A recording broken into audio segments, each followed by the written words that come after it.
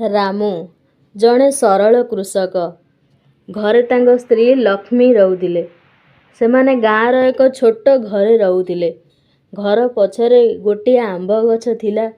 ସେହି ଗଛରେ ପ୍ରତିବର୍ଷ ବସନ୍ତ ଋତୁରେ ଦୁଇଟି ପକ୍ଷୀ ଆସି ବସୁଥିଲେ।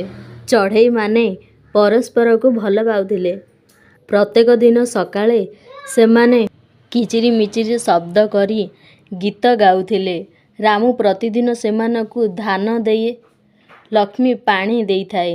ଦିନେ ଗୋଟିଏ ବଡ଼ ଝଡ଼ ଆସିଲା। ବାତ୍ୟାରେ ଗଛଗୁଡ଼ିକ ହଲିଗଲା ଏବଂ ଭାଙ୍ଗିଗଲା। ଚଢ଼େଇମାନଙ୍କର ଗଛଗୁଡ଼ିକ ଭାଙ୍ଗିଗଲା ପରେ ଚଢ଼େଇ ଗୋଟେ ଖଣ୍ଡିଆ ହୋଇଗଲା। ରାମୁ ଦେଖିଲେ ସେ ଚଢ଼େଇକୁ ଖଣ୍ଡିଆ ହୋଇବା ଅବସ୍ଥାରେ। ଲକ୍ଷ୍ମୀ କହିଲେ, ରାମୁ ପକ୍ଷୀଟି ଆମ ପରି। ଆମକୁ କଷ୍ଟ ହେଲେ ଆମେ ସହି ପାରୁନାହାନ୍ତି, ସେପରି ଚଢ଼େଇମାନେ ମଧ୍ୟ ସେମାନଙ୍କୁ କଷ୍ଟ ହେଲେ ସେମାନେ ସହି ପାରନ୍ତି ନାହିଁ। ସେମାନଙ୍କୁ ସୁସ୍ଥ କରିବାର ଆମର ଦାୟିତ୍ୱ। ସେମାନେ ଚଢ଼େଇ ଦୁଇଟିକୁ ସୁସ୍ଥ କରିବାକୁ ଚାହିଁଲେ। ସେମାନେ ଘରେ ଗୋଟେ ଛୋଟ ବସା ତିଆରି କଲେ। ସେଥିରେ ଧାନ ପାଣି ଦେଲେ। ଦିନେ କେତେ ଦିନ ପରେ ମଧ୍ୟ ପକ୍ଷୀଟି ସୁସ୍ଥ ହେଲା।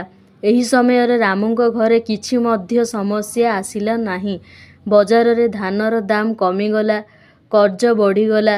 କିନ୍ତୁ ସେମାନେ ହସୁଥିଲେ, କାରଣ ସେମାନେ ପ୍ରେମକୁ ଛାଡ଼ି ନଥିଲେ। ଗୋଟିଏ ସକାଳେ ସେମାନେ ଦେଖିଲେ ସେହି ଦୁଇଟି ଚଢ଼େଇ ପୁଣି ତାଙ୍କ ଗଛକୁ ଫେରି ଯାଇଛନ୍ତି।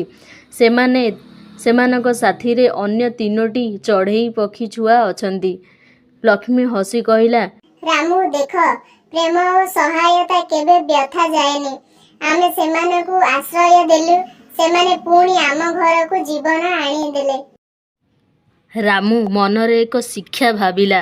ଜୀବନରେ ଅଳ୍ପ ଥିଲେ ମଧ୍ୟ ସେଥିରୁ ଭାଗ କର, କାରଣ ପ୍ରେମ ଓ ସହାୟତା ସବୁଠୁ ବଡ଼ ଧନ।